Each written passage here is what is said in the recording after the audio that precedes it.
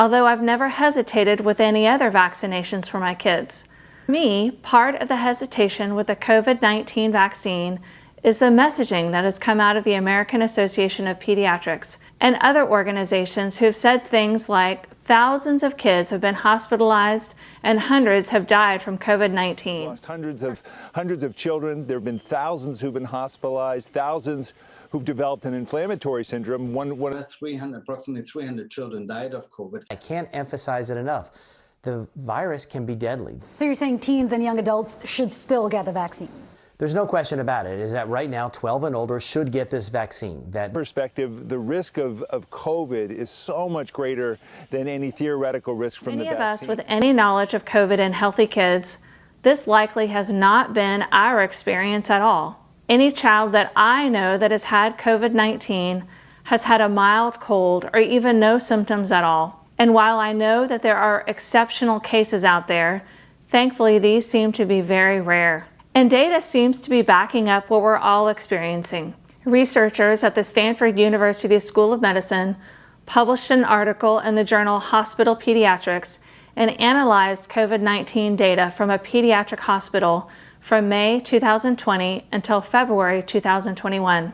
During this 9-month period, 117 patients under the age of 18 either tested positive for SARS-CoV-2 at the hospital or were hospitalized for multi-symptom inflammatory syndrome in children, or MISC, which is a delayed but potentially severe reaction to a prior mild infection with COVID-19. However, out of these 117 children, nearly 40% of the COVID cases were asymptomatic, meaning that the positive COVID test was simply an incidental finding, because as anyone knows that has gone to the hospital, everyone is tested for COVID. And in the end, 45% of these admissions were classified as being unlikely to be caused by the SARS-CoV virus.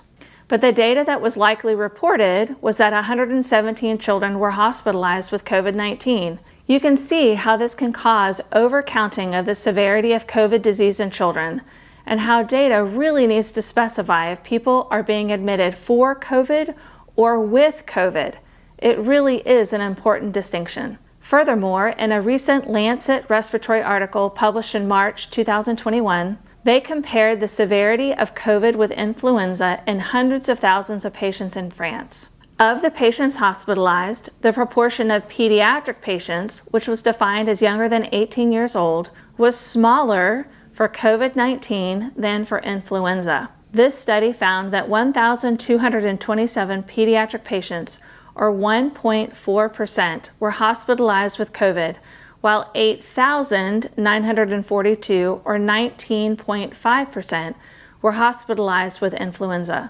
The reality is that we are testing more, and probably we're finding more children who have COVID because it was always there, but they were asymptomatic. And in fact, in my own practice in Santa Monica, we've had about 8 to 10 cases that we have found positive. Why do we check these kids? Well, majority of them, by the way, were asymptomatic. We checked them because either their mother or their father was positive. And when we checked them, lo and behold, they were positive too. You would never know it. They were feeling perfectly fine. They were doing very, very well. But now we're doing the checking. We're doing checking en masse. Those of us in California certainly know that we have lines out the door to check for coronavirus, and we're finding it. But the good news is that children are doing very well. People should know that the mortality rate for children, I think in the country we're up to about 36 children under the age of 14 who have died. That mortality rate represents about 1/5 of 1%, okay, which is a very, very low mortality rate. So that is a point which is encouraging. The number of young people that I hear are being vaccinated is preposterous in light of the fact that there's really almost no reason to do it. No. Even if the vaccine is as safe and good as it's being portrayed, the fact is young people are already immune, and there's no reason to intervene in the CDC Risk Advisory Committee. They're looking into some cases of heart inflammation in teens and young adults.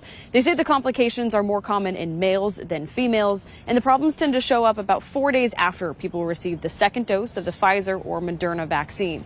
Healthcare professionals still strongly recommend people age 12 or older get the vaccine, despite new concerns. WPXI tonight spoke to the boy's mother about his terrifying reaction.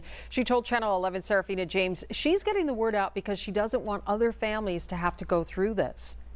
I got my COVID shot. 17-year-old Alex Franks was a healthy kid and never had any medical issues until earlier this month. And it was giving me like shortness of breath pretty much. 2 days after the high school junior got his second dose of the Pfizer vaccine, he had trouble breathing. It was in the middle of the night and I was walking upstairs from the basement and I got a sudden constricting feeling in my chest. The Washington County teen's parents immediately rushed him to the hospital. That's when things really became eye-opening for us because it became much more serious very, very fast. We were very, very frightened. Doctors discovered Franks had inflammation around his heart. Did they say it was related to the vaccine? They wouldn't commit to that, but they would suspicious of it. Currently, the CDC is looking into reports of myocarditis or heart inflammation developing in teens and young adults, predominantly young men, after the second dose of the COVID vaccine. It's helpful to know all of the side effects so that you can react quickly. Yeah, there's some reactions can be scary, but it'll be fine in the end. Yeah, I felt like I was about to pass out when I woke up. It was really weird. Those are the scary first moments of an Old Lyme teenager who developed a heart condition shortly after getting the COVID-19 vaccine. And now he is sharing his story as doctors investigate more than a dozen other cases. NBC. This is the first time I really thought I was gonna die. 16-year-old Luke Selleck received his second dose of the Pfizer vaccine May 10th. 3 days later, he experienced a very scary occurrence. My heart started beating really hard. My chest, the center of my chest, it just started pounding in a sharp pain. It was difficult for him to catch his breath. He was panicking. We both didn't know what was happening. Luke's mom, a registered nurse, took him to an urgent care center where she said they weren't sure what was happening. I said, trust me, he's in a cardiac crisis. Something is really wrong with him. I thought he was dying on the way over here. Luke was then airlifted to Yale New Haven Health. He spent 3 days there in the pediatric ICU and was diagnosed with acute pericarditis and myocarditis. I'm 18 years old, no medical record of any kind. Evan Moryud was eager to get the COVID vaccine. After his second Pfizer shot, he had a few of the common side effects, fever and aches. But about 48 hours later, some different symptoms cropped up. And I felt like my chest was really tight and my throat was really swollen up, my lymph nodes in my neck. Standing up from a sitting down position would have you absolutely winded. He told his mom he was feeling chest pain. That's when I kind of figured and clued in that something was wrong. They debated whether to go to the hospital or wait it out and decided to go to the ER. Boy, am I ever glad that we did. And that's when they found out it was the myocarditis. Myocarditis is inflammation of the heart. I'm told Evan's heart rate was 140, about double what's normal, and his heart function was way down. I was pretty scared at first just because I wasn't really sure what it was, and my first initial thought was, am I going to have any long-term damage? UW Medicine's Dr. John Lynch says myocarditis cases are happening here.